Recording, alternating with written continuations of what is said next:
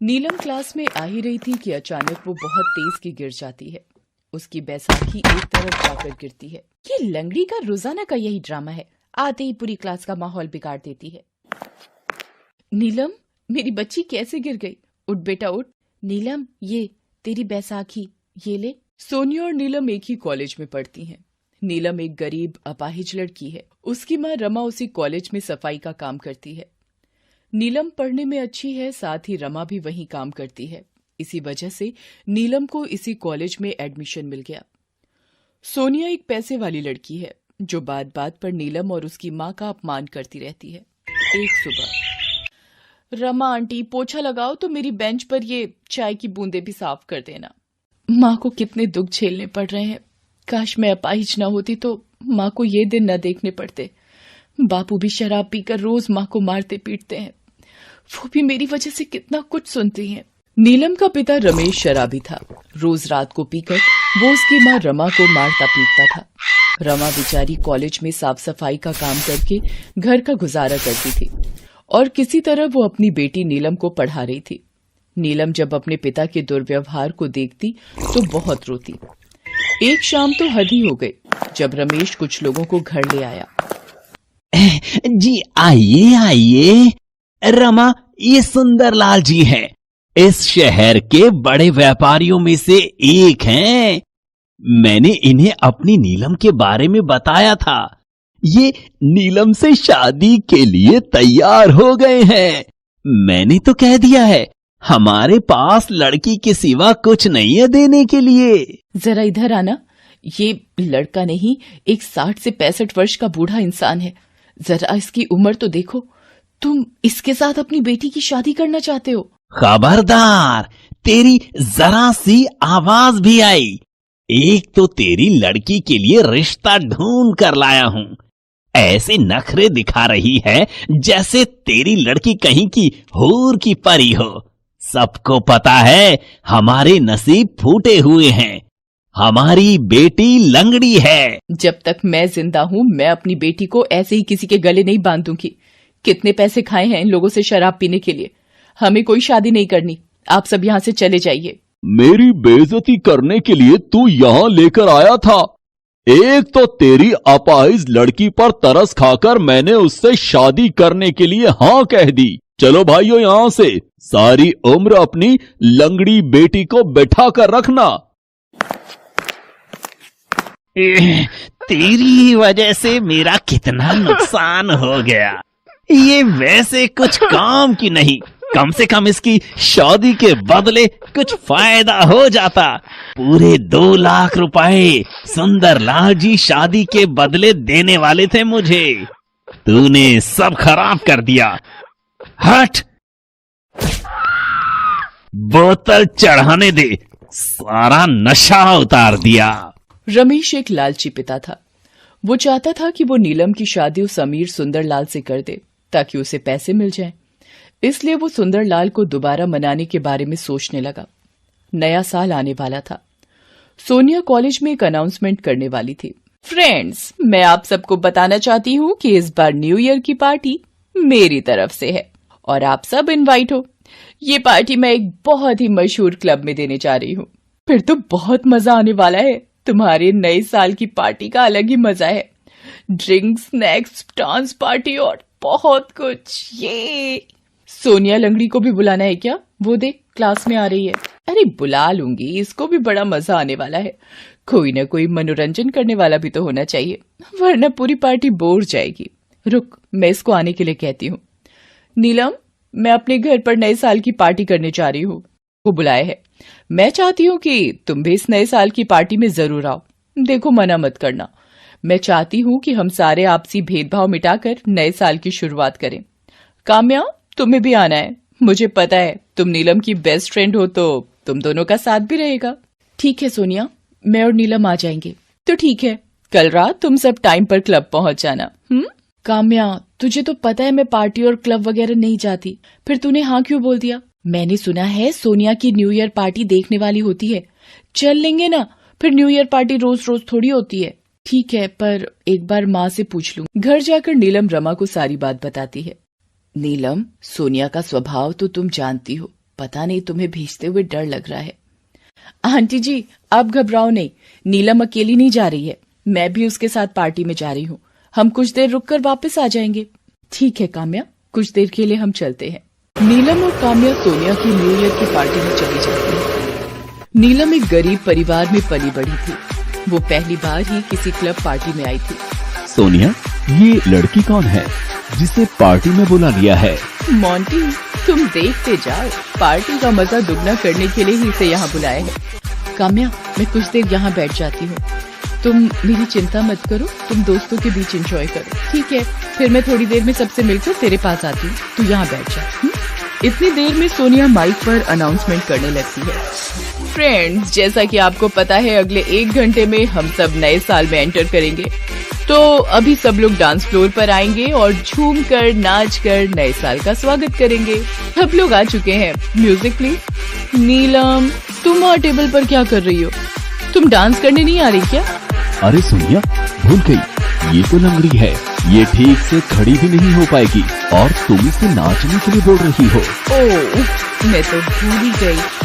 Sorry नीलम, तुम तो dance कर ही नहीं सकती। सो फ्रेंड्स, आप लोग डीजे पर ड्रिंक्स और पार्टी के साथ म्यूजिक एंजॉय कीजिए। मोंटी मेरे लिए एक ग्लास ड्रिंक बनवा लाओ प्लीज। ये मुझे ऐसे समझती है जैसे इसके बाप का नौकर हूँ। इसे सबक सिखाना ही पड़ेगा। ये गई नशे की गोलियां ड्रिंक में। सोनिया, तुम्हारा ड्रिंक। मोंटी मुझे चक्कर आ रहे हैं। आओ कुछ देर रूम में चलते हैं। ये इस लड़के ने सोनिया की ड्रिंक में क्या मिलाया था और ये ऊपर कहाँ जा रहे हैं? मुझे कुछ गड़बड़ लग रही है। मोंटी मेरी आंखों के आगे अंधेरा आ रहा है, तुमने मेरी ड्रिंक में कुछ मिलाया है क्या? बस कुछ ही देर की बात है सोनिया, फिर तुम मेरी बाहों में होगी। ये क्या कह रहे हो मोंटी? मुझे छोड़ो मुझे। अरे इतनी मुश्किल से तो मेरे हाथ में आई हो, कैसे छोड़ दूं? बहुत दिनों से तूने मुझे अपना नौकर बना कर रखा हुआ था। आज मैं तेरे से अपना बदला लेकर ही रहूंगा। मैं तुझे कहीं का नहीं छोड़ूंगा। ये तो सोनिया है और ये मोंटी इसके साथ क्या कर रहा है? मुझे सोनिया को बचाना होगा, पर मैं क्या करूं? नीलम सोनिया को बचाने के लिए अपनी बैसाखी से पीछे की खिड़की तोड़कर किसी तरह अंदर आ जाती है। सोनिया भागकर नीलम के गले लग जाती है।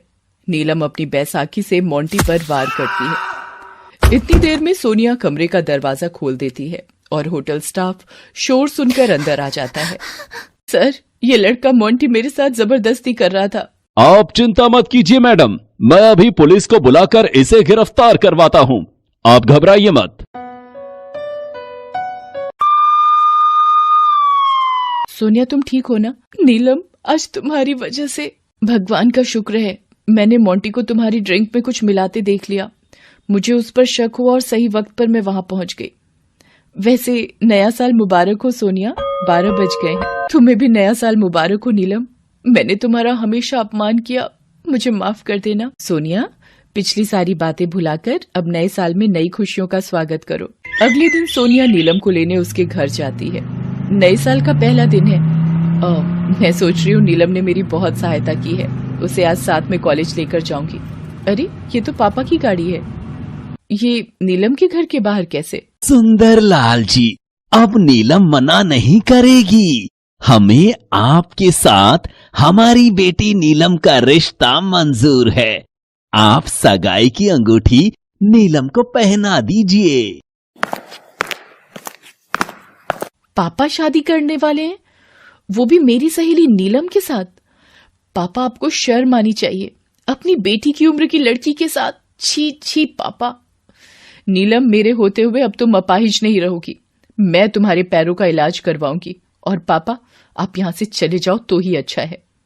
और आप नीलम के पिता होकर अपनी ही बेटी की पैसों के लिए किसी के साथ भी शादी कर रहे हो, शर्म आनी चाहिए आपको भी। सोनिया, मुझे ये शादी नहीं करनी, मुझे पढ़ाई करके नौकरी करनी है ताकि अपनी माँ की देखभाल कर सकूं। नीलम सोनिया के गले लगकर रोने लगती है। कुछ दिनों बाद सोनिया एक अच्छे डॉक्टर से नीलम के पैरों का इलाज करवाती है। नीलम के पैर ठीक हो जाते हैं और वो अपने पैरों पर खड़ी होकर चलने लगती है। मानो सोनिया ने उसे नए साल का सबसे बेहतरीन तोहफा दिया हो। सोनिया बिटिया, आज मैं बहुत खुश हूँ। मेरी बच्ची फिर से चलने लगी है और ये सब तुम्हारे कारण हुआ है बिटिया। सोनिया, आज तुमने मेरी जिंदगी में बहुत बड़ा उपकार किया है। मेरे पैर ठीक हो गए। अब मैं एक अच्छी नौकरी करके अपना और अपनी माँ का ध्यान रख सकती हूँ। सोनिया की वजह से नीलम के पैर ठीक हो गए और कॉलेज की पढ़ाई के साथ साथ वो एक अच्छी नौकरी पर लग गई। रमेश और सुंदरलाल अपने किए पर बहुत शर्मिंदा थे, पर शायद अपनी अपनी बेटियों से माफी मांगने के लिए उनके पास हिम्मत ही नहीं बची थी। दिल्ली शहर में रमेश और टीना दोनों भाई बहन थे और उनके माता पिता एक बाढ़ के कहर का शिकार हो गए थे। उनके पास ऐसा कोई नहीं था जो उनका ख्याल रख सके।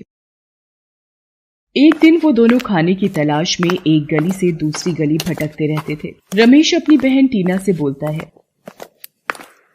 दीदी, मुझे बहुत भूख लगी है। आज सुबह से कुछ खाने को नहीं मिला है। मुझसे और भूख बर्दाश्त नहीं हो रही।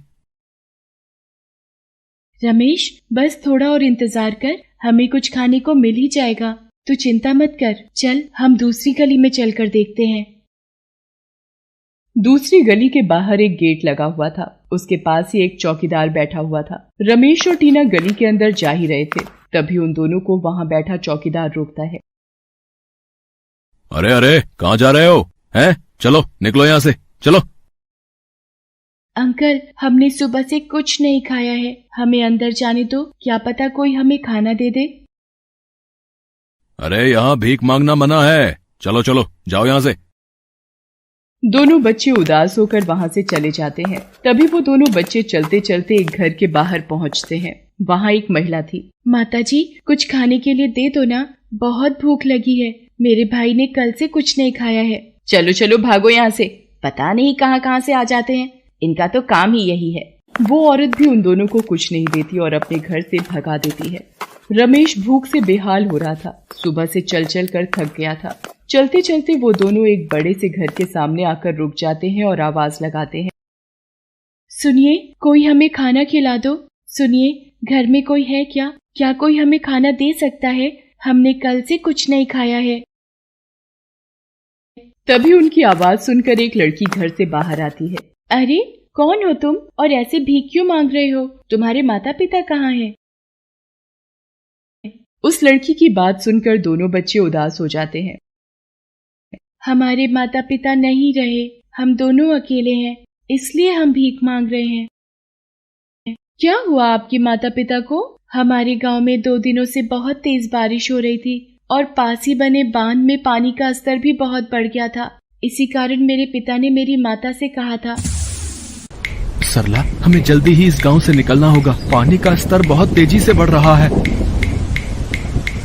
मैंने सारा सामान बांध लिया है, हमें अब यहाँ से निकलना चाहिए। टीना बेटा, तुम अपने पिताजी के पास जाओ, रमेश को मैं उठा लूंगी। सभी गांव वाले अपने अपने घर छोड़कर जाने लगे थे।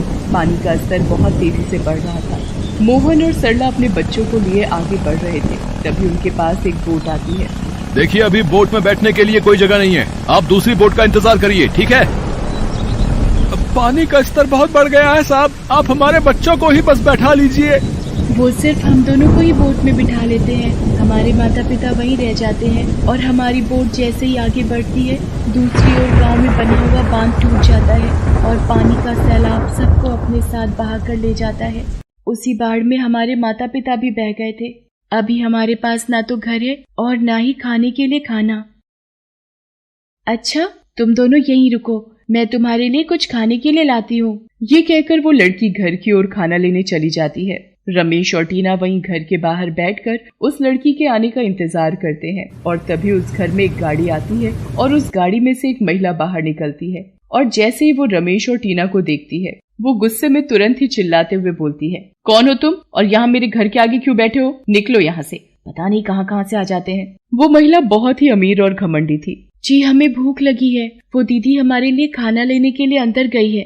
ये काव्या भी पता नहीं किस किस को बिठा लेती है। तुम दोनों उठो और भागो यहाँ से जल्दी से। वो औरत रमेश और टीना की कोई बात नहीं सुनती और उन्हें वहाँ से भगा देती है। तभी वो लड़की काव्या खाना लेकर घर से बाहर आती है और वो देखती है कि वो दोनों बच्चे तो वहाँ हैं ही नहीं। अरे, वो दोनों बच्चे कहाँ चले गए? तो फिर वो अपनी माँ को देखती है। काव्या अपनी माँ से पूछती है। माँ, भी इधर 2 बच्चे थे, वो दोनों कहाँ गए? क्या आपने उनको देखा है? बेचारे 2 दिन से भूखे थे, उनको बहुत भूख लगी थी। मैंने तो उन्हें यहीं बैठने को कहा था, पता नहीं कहाँ चले गए।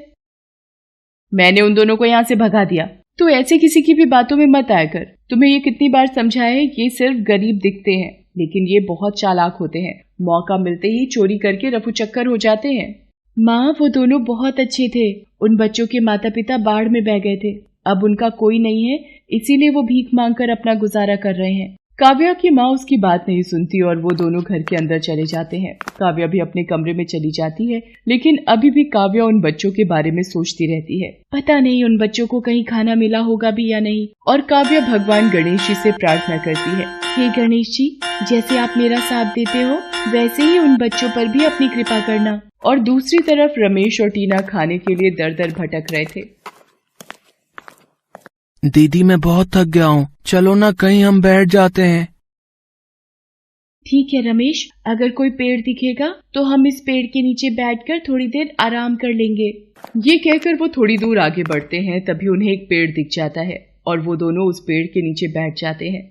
दीदी, हमें कोई भी खाना नहीं देगा तो हम ऐसे ही भूखे मर जाएंगे। रमेश, तू यहीं आराम कर, मैं उस मंदिर के पास जाकर देखती हूँ।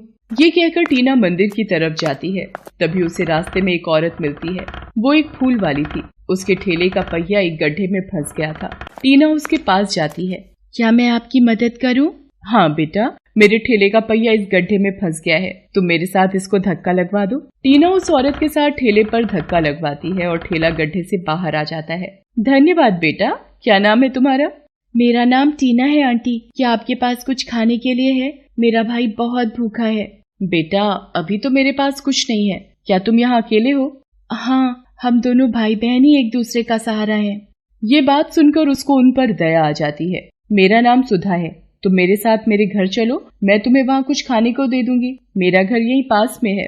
टीना और रमेश सुधा के साथ चल देते हैं। वहाँ पहुंचकर सुधा उन दोनों को खाना देती है। दोनों बच्चे खाना खाने लगते हैं। उनको खाना खाते देखकर लग रहा था कि वो दोनों कई दिनों से भूखे हैं और उन्होंने कुछ नहीं खाया। दोनों की हालत देखकर सुधा की आंखों में आंसू आ जाते हैं। धन्यवाद आंटी जी।